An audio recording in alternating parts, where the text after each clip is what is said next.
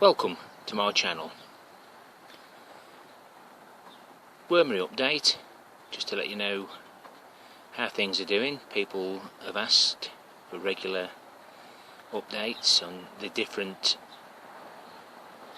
way I use worms on my allotment. So there's the vegetable waste and fruit waste.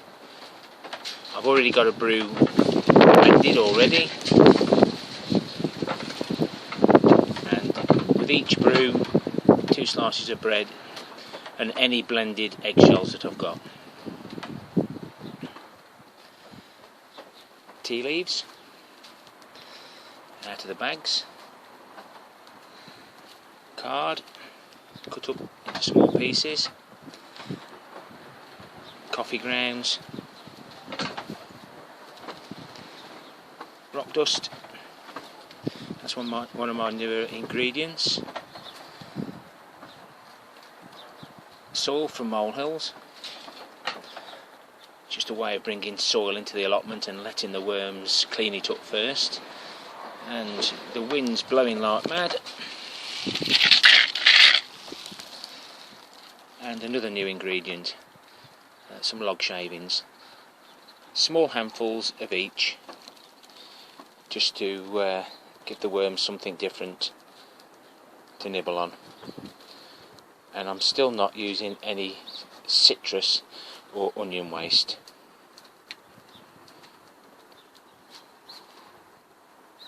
We'll pop up to the allotment. I'll bring you back.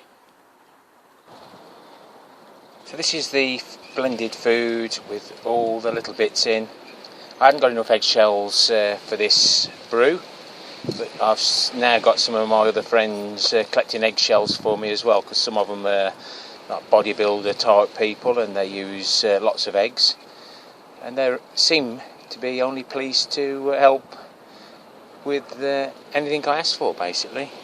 Obviously in part exchange for vegetables throughout the summer when they're available.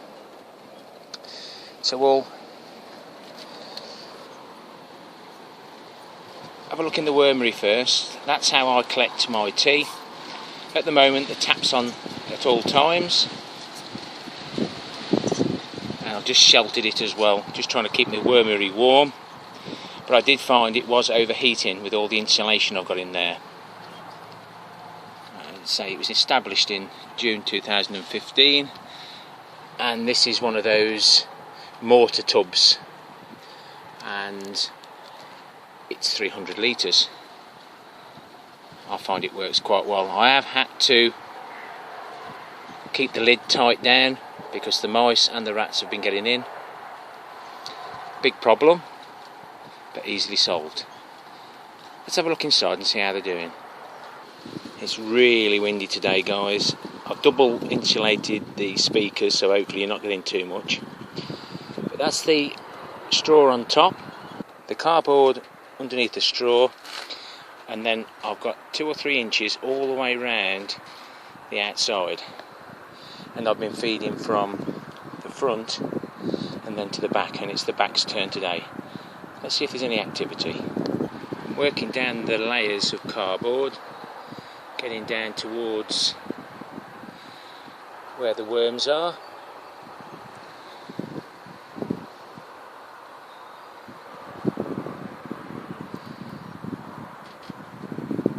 And there's some young worms as well, so everything looks fine. So that's where I'm putting the food today, and this is where I put the food last week. As you can see, I hope you can hear me, the worms have migrated into the new. So that's where I'll be putting the food now for them. So hopefully they'll enjoy that. I'm keeping it away from the sides, so that if we do get any more colder weather, the worms will be nice and snug, especially along this tall holly hedge, which is giving us a bit of protection just while we're here. It is whistling through really well. Okay, I'll put these back to bed, but I will be having to pinch some of these worms at a later date, and I'll show you where. Bring you back, guys. So that's what I'm after, the tea.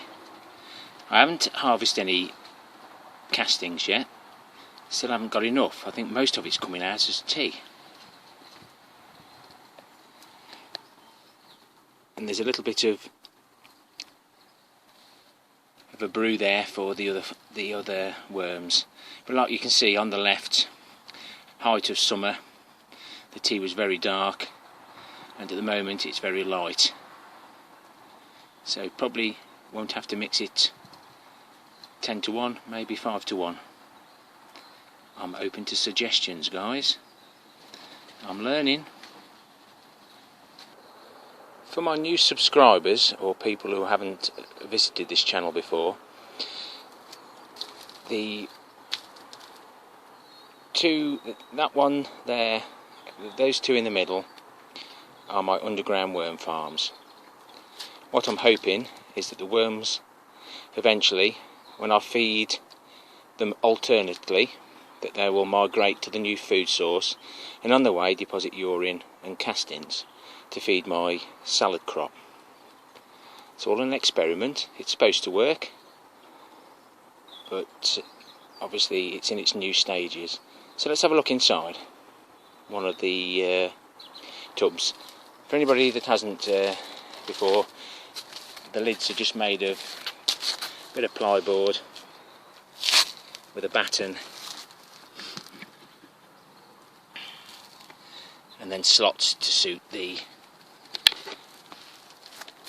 street lamps. Keep finding uses for them.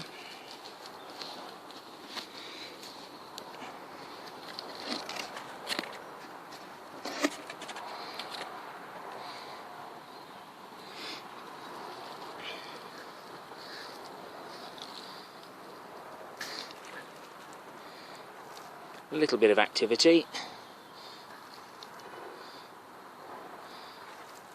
I'll just add a little bit to that one, then I'll have another look at the other one before we move on. This is the first one I built, and it might be as I've just not got enough worms in the other one and they've migrated over to here, or just don't like me and gone on holiday. But that one's doing really well. I've just took one scoop out with my fingers and pulled all those out. So that one's doing really well. So I might just have to get some worms out of the wormery to top this up. Pleased with that. This is my granddaughter's. What we called at Keep Calm and Make Compost Facebook group, the mini worm farm for children. This is a little bit bigger than others, but these are actually flower pots from supermarkets.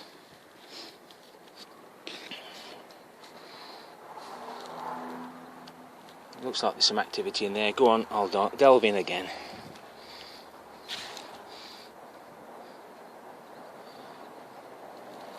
A little bit of activity. There's quite a bit of soil in that. Oh, there we are. There's a few there. That looks like it's got soil in there, so I'll be topping that one up with a little bit of food for them. We'll move now onto the other mini worm farms. This is where my trailing tomatoes are going, the tiny Tims, and I'll be putting some in between there as well. But using the mini worm farm for children, I've slipped that in between. The brew that I've got in the pipes is sinking, so I'll have to top it up and probably pull the worm farms out a little bit. But I'm hoping that these will feed the tiny Tim tomatoes.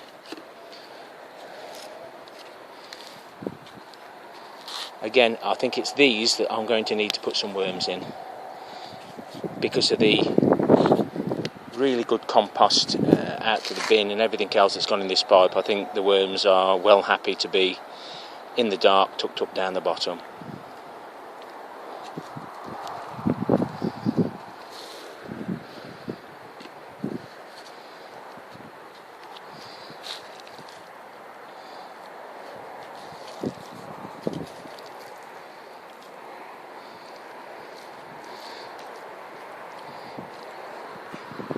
So they do like the cardboard, so I do recommend putting plenty of cardboard in. It seems to be a nice place for them to stop, especially if it gets a little bit wet like that one was. I'll move out the way of the wind, guys. If you've got any questions, or if you've got any answers for me, I'm learning all the while. I don't know a great deal, only what I've learned. But if you can learn something and remember it and pass it on to others, that's got to be a great feeling. We'll just move on now to a comment about the blue barrels and how I cut them. I'm just going to show you in more detail so that it's a lot easier understood than me trying to tell you by talking. You'd much rather look at pictures, wouldn't you? So these are the half barrels that, if you remember, were at the end of the polytunnel. The polytunnel now has full barrels. Now I've got the pumping system run by the solar panels. So this is the top of that barrel.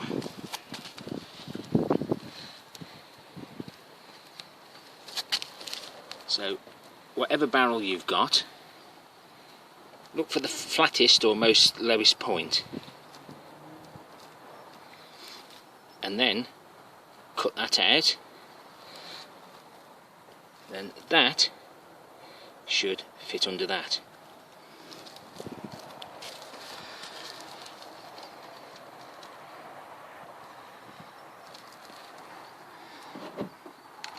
That's, you know, that's a lot deeper now. It sits in the barrel better. This is how I used to do it before. With the lid only having the small lip, it didn't always stay in, and some of the lids do warp, like this one. As you can see, good for nothing. So by making the lip that little bit more deeper, help stop this problem occurring, and it's not really much use for anything other than trying to weight it down and get it to mould back during the summer. I hope that's been some use to you, my friends. That's why I like the comments. I'll do what I can to help, but I do appreciate help back, especially with my potatoes chitting in the drawers. I'll now move those into the grow room, because we don't want spindly chits. Happy growing, everyone. Take care till next time. Don't forget to subscribe, guys. I've gone over 600 subscribers now.